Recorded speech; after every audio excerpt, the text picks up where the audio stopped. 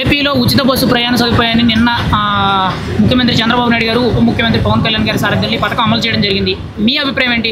పథకం అమలు అవడంతో మంచిదే. ఓన్లీ ఆడవాళ్ళకేనా? అందరికీ ఓన్లీ ఆడవాళ్ళకి మాత్రమే ఈ పథకాన్ని అమలు చేయడం జరిగింది. మంచిదే. ఒక విధంగా ప్రభుత్వం పాజిటివ్నెస్ పెరుగుతుంది. కాకపోతే ఫ్యూచర్లో మళ్ళీ అది మైనస్ అయ్యే అవకాశం ఉంది. ఎందుకంటే ఇప్పటికే కర్ణాటక, తెలంగాణ ఆల్రెడీ చూస్తున్నాం. బస్సు ఆపలేదని కూడా వచ్చి మరి బైక్ అడ్డం పెట్టేసుకొని వచ్చి కండక్టర్ డ్రైవర్ని కొట్టడం, తిట్టడం, కొంతమంది కావాలని చేసేస్తున్నారు. తర్వాత ఈ స్టూడెంట్స్ ఉన్నారు కదా, నాకు తెలిసి స్టూడెంట్స్కు 60+ లేడీస్కి వాళ్ళకి ఇస్తే చాలా బెటర్ అనిపించేది. ఎందుకంటే వాళ్ళు చదువుకోవడానికి వెళ్తారు, పెద్దవాళ్ళు కాబట్టి వాళ్ళకు ఫ్రీగా ఉంటే బాగుండేది. అందరికీ ఇవ్వడం వల్ల ఏంటంటే ప్రభుత్వం మీద బర్డెన్ పడుతుంది ఈజీగా. సో ఆ బర్డెన్ అనేది ఫ్యూచర్లో మళ్ళీ ₹1,000 మనమే కట్టాల్సి వస్తుంది. అంటే ఇప్పటి వరకు కూడా ఈ పథకాన్ని అమలు చేయడానికి కొంత లేట్ అయింది కదా. ఈ లేట్ అంతా కూడా తెలంగాణ, కర్ణాటకలో ఏవైతే తప్పిదాలు జరిగినాయో అవన్నీ కూడా గుర్తించి వాటిని సైడ్ చేసి ఇప్పుడు ఏపీలో కొన్ని కొత్త విధానాలు తీసుకొచ్చి ఈ పథకాన్ని అమలు చేసామని చెప్తున్నారు. అంటే సక్సెస్ అవుతారంటారా పథకం పెట్టి? అవ్వచ్చు, సక్సెస్ అవుతారు. కానీ ఫ్యూచర్లో మళ్ళీ అది బర్డెన్ ప్రజల మీద పడుతుంది కదా. ఏదో ఒక పన్నులు పెంచుకుంటూ పోతూ ఉంటారు. మెల్లమెల్లగా అది ఆపోజిషన్ పార్టీలు ఏం చేస్తాయి, అప్పుడు ఆడ ఫ్రీగా ఇచ్చారు కాబట్టి ఈరోజు పన్నులు పెరిగినాయి అని అంటారు. సో అప్పుడు మేల్కొంటారు మళ్ళీ ప్రజలు. సో మాకు ఎఫెక్ట్ పడుతుంది, అయ్యో అనవసరంగా ఫ్రీగా తీసుకున్నామే అనే ఫీలింగ్ వాళ్ళలో కూడా కలుగుతుంది. ఇప్పుడు ప్లస్ కావచ్చు, మంచి పని చేస్తున్నారు, కాదనట్లేము. ఇప్పుడు ఆల్రెడీ తెలంగాణ చూస్తున్నాం, కర్ణాటకలో చూస్తున్నాం. ఏదో ఒక రోజు ఇక్కడ పనులు పెరుగుతాయి కదా, అప్పుడు అర్థమైంది మళ్ళీ. సో ఎంత మంచి పని చేసినా ఫ్యూచర్లో అది ఎఫెక్టే పడుతుంది ప్రజలకైతే ఖచ్చితంగా. సో నాకు తెలిసి అందరికి కాకుండా కొంతమందికి ఫ్రీగా ఇస్తే బెటర్. స్టూడెంట్స్ ఆరు 60+ రిటైర్డ్ వయసు అంటారు కదా, వాళ్ళకి ఇస్తే బెటర్ అనిపించేస్తుంది నాకైతే. కూటమి ప్రభుత్వ పనితీరు మీద మీ అభిప్రాయం ఏంటి? ఇప్పటివరకైతే బాగానే ఉంది. ఫ్యూచర్లో కూడా ఇలాగే కంటిన్యూ పోతే బెటరు. మళ్ళీ వచ్చేసరి అవకాశం ఉంటుంది. ఒకవేళ మళ్ళీ ఇంకేమైనా మీరు తేడా పట్టించుకోకుండా, జనాలను కూడా పట్టించుకోకుండా పోయారనుకో ఎఫెక్ట్ పడుతుంది. మంచి పనులు అయితే చేస్తున్నారు. పవన్ అన్న కూడా 10 దగ్గరికి ఏకంగా ఎక్కడ ఇష్యూ ఉంటే ఆడికి వెళ్తున్నాడు, సాల్వ్ చేసేస్తున్నాడు. ఇప్పుడు బస్సులో కూడా చూశాను పవన్ క్లిప్, చంద్రబాబు గారు క్లిప్ కూడా చూశాను. వాళ్ళతో మాట్లాడుతున్నారు, పక్కన కూర్చొని మాట్లాడుతున్నారు. మంచి పనులు చేస్తున్నారు అనిపించింది. కంటిన్యూ అవ్వాలని కోరుకుంటున్నారు. అంటే ఇప్పుడు ఈ సంక్షేమ పథకాలు సూపర్ 6 హామీల్లో 6 హామీలు, 4 హామీలు పూర్తి చేశారు. కానీ ఇప్పటి వరకు ఈ 4 హామీలు మొదలుపెట్టినప్పుడు కానీ చాలా సింపుల్గా, ఎటువంటి అంగు ఆర్భాటాలు లేకుండా తక్కువ ఖర్చుతో సాధారణంగా దీన్ని మొదలు పెట్టడం జరిగింది. అంటే గత ప్రభుత్వంలో ఏదైనా ఒక పథకానికి బటన్ నొక్కామనంటే ఒక పెద్ద స్టేజ్ కట్టి ఒక 5 లక్షల మందిని, 10 లక్షల మందిని జనాభాని తీసుకొచ్చి అక్కడ అంగు ఆర్భాటాలు చేసి కొంత ప్రభుత్వానికి ఖర్చు అయ్యే విధంగా చేశారు. ఇప్పుడు అవన్నీ కూడా లేవని చెప్తున్నారు. మీరేమంటారు దాని గురించి? ఒక విధంగా మంచిదే. కాకపోతే ఇది పబ్లిసిటీ అవ్వాలంటే కాస్త ఖర్చు పెట్టాల్సి వస్తుంది. అంటే ఇది మేము ఇస్తున్నామని తెలియాలి కదా జనాలకి. సో అంగు ఆర్భాటం కూడా మంచిదే. మళ్ళీ ఆ ఖర్చు కూడా ఎట్లాగో ప్రజల మీద పడుతుంది, అది కూడా ఎఫెక్ట్. ఒక విధంగా వీళ్ళు చెప్పకుండా చేస్తున్నారంటే ఖర్చు తగ్గుతుంది, సో ప్రజల మీద పనుల భారం కూడా తగ్గుతుంది. ఒక విధంగా ఇది కూడా మంచి పనే. కాకపోతే ఏంటంటే ఏదో ఒక రూపంలో, మరి అంగు ఆర్భాటాలు కాకుండా ఏదో ఒక రూపంలో ఇది బయటకు రావాలి.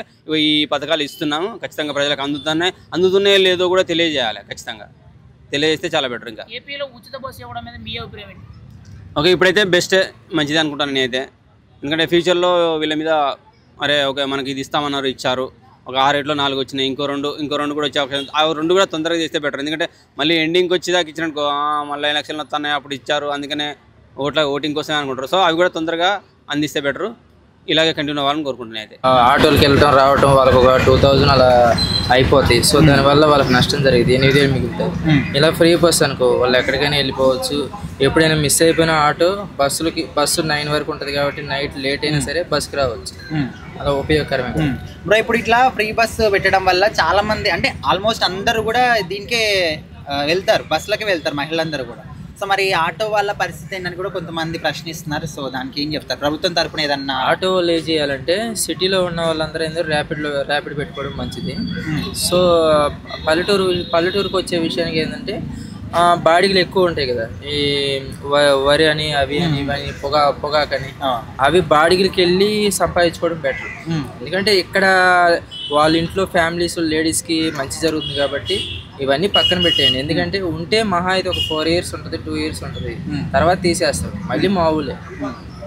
ఒక సంవత్సరం వాళ్ళకి మంచి జరగచ్చు, ఒక సంవత్సరం వీళ్ళకి మంచి జరగచ్చు. లైఫ్ లాంగ్ ఇదే ఉండదు కదా. సో అది ఓవరాల్గా అయితే ప్రభుత్వం ఇచ్చిన మాట మేరకు పథకాన్ని అయితే అమల్లోకి తీసుకొచ్చారు. సో ఎట్లా అనిపిస్తుంది? బాగుంది బ్రో. పవన్ కళ్యాణ్ గారు వచ్చిన తర్వాత అన్నీ ఒక్కొక్కటి లైన్గా టైం టేబుల్ ప్రకారం చేస్తున్నారు కాబట్టి నాకు పవన్ కళ్యాణ్ గారు డిప్యూటీ సీఎం అయ్యప్పటి నుంచి కొత్త విషయాలు వెలుగులోకి వస్తున్నాయి, కొత్తవి జరుగుతున్నాయి. ఇంకా మనకి డిగ్రీ అయిపోయిన వాళ్ళు చాలా మంది ఖాళీగా ఉంటారు. అట్లీస్ట్ జాబ్లు ఇవ్వకపోయినా కూడా తొందరగా తీసుకొస్తే జాబ్లు ఇవ్వకపోయినా పర్లేదు, మంత్లీకి ఒక 3,000 అలా వస్తే నిరుద్యోగ వృద్ధి తొందరగా అమలు చేస్తే డిసెంబర్ లోపు మనకి మంచి జరిగింది అనుకోవచ్చు. అదండి, మాకు కూడా ఫ్రీ లేకపోయినా అట్లీస్ట్ హాఫ్ టికెట్ అనే పెట్టాలి కదా. బట్ అలా ఏం లేదు. లేడీస్కి స్త్రీ శక్తి అదే కదా, స్త్రీ శక్తి కింద ఇచ్చారు అది. బట్ మంచిదే, కానీ చాలా లేట్గా ఇచ్చారని నేను అనుకుంటున్నాను. అన్న ఇప్పుడు ఆటో డ్రైవర్స్ కానీ ఇట్లాంటి వాళ్ళకు కూడా ఏమైనా కొంచెం ఆర్థిక సాయం లాంటిది 2 నెలలకు ఇస్తే బాగుంటుందని చెప్పేసి కూడా అంటున్నారు. సో అది కూడా కొంచెం పవన్ కళ్యాణ్ గారు, చంద్రబాబు నాయుడు గారి దృష్టిలోకి వెళ్తే బాగుంటుంది. ఎందుకంటే వాళ్ళకు కూడా ఇప్పుడు ఈ ఫ్రీ బస్సులు పెట్టడం వల్ల ఏమైపోతుందంటే ఆటోలు చాలా వరకు ఎవరు ఎక్కరు. ఎందుకంటే ఇంకా ఆధార్ కార్డు చూపిస్తారు, వెళ్ళిపోతారు. అలా అది కొంచెం వాళ్ళకు చూసుకుంటే బెటర్ అని అనుకుంటున్నాను. అన్న ఇప్పుడు మనము తెలంగాణలో, కర్ణాటకలో చూస్తున్నాం చాలా మంది మహిళలు బస్సులకి ఫైటింగ్స్ అవుతున్నాయి. సో అట్లా కూడా కొంచెం మైనస్ పాయింట్ ఏమని కూడా అనుకుంటున్నారు, ప్రభుత్వం ఆలోచించాలని చెప్పేసి. సో దానికి ఏం చెప్తారు? మైనస్ ఏం లేదు, బట్ వాళ్ళ గురించి కూడా చూడాలి. దీనివల్ల ప్లస్ ఏంటి, మైనస్? ప్లస్ అంటే లేడీస్కి అంతా బాగా ఉపయోగపడుతుందని అనుకుంటున్నాం. మెయిన్లీ ఎవరైతే పూర్ పీపుల్ ఉన్నారో ఆ లేడీస్కి అయితే ఫ్రీ అనేది యూజ్ చేసుకోవడానికి ఉపయోగపడుతుంది. సో మెయిన్గా అంటే నెగిటివ్ అనలేము, యూజ్ అవుదని చెప్పలేము, కానీ బట్ దానివల్ల కూడా కొంత దుర్వినియోగం అయ్యేది ఉంటుంది. ఏవైతే ప్రభుత్వానికి సంబంధించిన ఆస్తి ఏదైతే ఉంటుందో అది కొంచెం దుర్వినియోగం అయ్యే ఇది ఉంటుంది. అన్న ఇప్పుడు లేడీస్ కూడా ఫ్రీ బస్ అని చెప్పేసి ఎక్కువగా ఎక్కడం వల్ల వాళ్ళకి ఫైటింగ్స్ అవుతున్నాయి కదా. మనం ఆల్రెడీ తెలంగాణలో, కర్ణాటకలో చూస్తున్నాం. సో అట్లా కూడా ఏపీలో అయ్యే ఛాన్సెస్ ఉందంటారా? ఏపీలో నాకు తెలిసి ఇప్పుడు హైదరాబాద్, బెంగళూరు అంత ఎంత ఉండదు కాబట్టి ఐ డోంట్ థింక్ సో అంత ఫైట్ అయ్యేది ఉంటుందని. బట్ మోస్ట్లీ యూజ్ అయితే అవుతుందని నేను అనుకుంటున్నాను. అంటే ఇప్పుడు ఆటో డ్రైవర్స్ కానీ వీళ్ళకి ఏమైనా ఆబ్వియస్లీ ఆటో డ్రైవర్స్కి అయితే కొంత ఎఫెక్ట్ ఉంటుంది. బట్ ప్రభుత్వం తరఫున ఏదైనా ఉంటే బాగుంటుంది అనుకుంటున్నారా? ఆర్థికంగా హెల్ప్ కానీ ఉంటే బాగుంటుంది. మోరోవర్ ఏంటంటే కొంచెం మీరు చూస్తే ఆంధ్రాలో ఎక్కువ పల్లెటూర్లు కూడా ఉంటాయి. పల్లెటూరులో ఇప్పటికీ కూడా గవర్నమెంట్ బస్ అనేది లేదు కొన్ని చోట్లకి. అలాంటి చోట్ల స్టిల్ ఆటో వాళ్ళకైతే స్టిల్ ఉంటుంది. సో ఓవరాల్గా ఫ్రీ బస్ అనేది ప్లస్ అనుకుంటున్నారా, మైనస్ అనుకుంటున్నారా? ఒక మాట I think so it's useful plus అనే నేను అనుకుంటున్నాను. సో అన్న ఇప్పుడు భార్యాభర్తలు ఉంటారు, వీళ్ళకి ఏమన్నా ఇబ్బందులు కలిగించే అవకాశాలు ఉన్నాయంటారా ఈ ఫ్రీ బస్? ఇబ్బంది ఏముంది, గొడవలు పడొద్దు అంటారా? గొడవలు ఏం పడద్దు, ఇద్దరు ఎక్కాలి, ఒకళ్ళు పే చేయాలి, ఒకళ్ళు ఫ్రీగా వెళ్ళాలి. అంటే మనం తెలంగాణలో చూసినామంటే గొడవ అయితే ఫ్రీ బస్ అని చెప్పి పైసలు వద్దేమో ఆధార్ కార్డు తీసుకొని అమ్మ వాళ్ళ ఇంటికి వెళ్ళిపోయారా చాలా మంది. చాలా జరిగే అవకాశం. అట్లా ఏమి ఉండదులేండి, అది వెరీ రేర్ కేసెస్ ఏవో జరుగుతుంటాయి. అట్లా బస్ పథకం అనేది అమల్లోకి వచ్చింది కదా. సో అది జనాలకి ప్లస్ అనుకుంటున్నారా, మైనస్ అనుకుంటున్నారా? మైనస్. ఎందుకని? గవర్నమెంట్కి మైనస్. అది గవర్నమెంట్కి మైనస్. ఎందువల్ల అంటే ఫ్రీ బస్ పెట్టకూడదు, కావాలంటే ఒక హాఫ్ టికెట్ పెట్టి సరిపోయింది, బాగుండేది. దానివల్ల ఏంటంటే ఆటో డ్రైవర్స్కి చాలా మైనస్. ఆటో డ్రైవర్స్కి బాడీలు అయితే రావు, ఎక్కువ శాతం చాలా తగ్గిపోతాయి. అదే హాఫ్ టికెట్ పెట్టుంటే కొంచెం లేడీస్కి కొంచెం బెటర్గా చేసినట్లు అయి ఉంటుంది. అంటే పథకం ఇవ్వకపోతే చెప్పారు ఇంతవరకు ఇవ్వట్లేదు అని చెప్పేసి ప్రభుత్వాన్ని క్వశ్చన్ చేస్తున్నారు కదా అందరు కూడా. ఆ పథకం అయితే కర్ణాటకలో ఉంది, తెలంగాణలో ఉంది, ప్లస్ ఇప్పుడు ఆంధ్రాలో ఉంది. ఎక్కడ కూడా యూస్ఫుల్ లేదు అది నాకు తెలిసి. నాకు తెలిసి నేనైతే టీడీపీనే పక్కాగా. అదైతే వేస్ట్ పథకం. ఒక హాఫ్ టికెట్ అయినా పెట్టాల్సింది. ఫ్రీ బస్ అంటే ఎవరికి కావాలంటే ఫ్రీ బస్సు చిల్డ్రన్స్కి కావాలా, చిన్నపిల్లలకి, చదువుకునే వాళ్ళకి కావాలా, చదువుకునే పిల్లలు లేడీస్కి వాళ్ళకి కావాలా. ఇంకోటి వచ్చేసి హ్యాండిక్యాప్స్ ఉంటారు కదా, వాళ్ళకి కావాలి. వాళ్ళకి 100% ఇవ్వచ్చు ఆ పథకం. 100% యూజ్ అవుద్ది ఆ పథకము. కానీ ఈ పథకం ప్లేస్లో ఎలాంటి పథకం ఇస్తే బాగుండేది అనుకుంటున్నారు? ఈ పథకం ప్లేస్లో ఎలాంటి పథకం ఇస్తే బాగుండేది? హాఫ్ టికెట్ ఇస్తే బాగుండేది. హాఫ్ టికెట్ లేడీస్కి హాఫ్ టికెట్ ఇస్తే బాగుండేది. అన్న ఇప్పుడు మాట ఇచ్చిన మేరకైతే ఈ పథకాన్ని అమల్లోకి తీసుకొచ్చారు. మరి మిగతా అన్ని కూడా ఈ 4 yearsలో అమల్లోకి వచ్చే అవకాశం ఉంది? అవకాశం ఉంది, 100% ఉంది అవకాశం. ఇతను మామూలు చంద్రబాబు నాయుడు తెలంగాణ ఇంతకుముందు తెలంగాణ కూడా సీఎం కదా. తెలంగాణ చాలా డెవలప్మెంట్ చేస్తారు. ఇప్పుడు ఏపీలో కూడా చాలా డెవలప్మెంట్ ఉంది.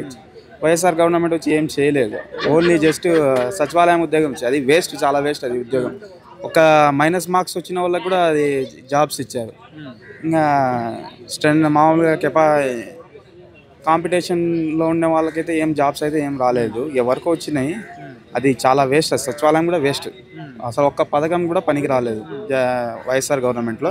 అందుకే గవర్నమెంటే పోయింది, కుప్పకూలింది గవర్నమెంట్ అట్లనే. వచ్చినప్పటి నుంచి కూడా అన్ని పనులు సజావుగా జరుగుతున్నాయి అని చెప్పేసి కూడా మనకు వినిపిస్తుంది, జరుగుతున్నాయి పవన్ కళ్యాణ్ గారి నేతృత్వంలో.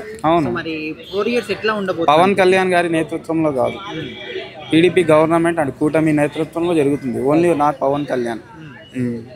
అది బాగానే జరుగుతుంది, ప్రజెంట్ అయితే బాగానే జరుగుతుంది.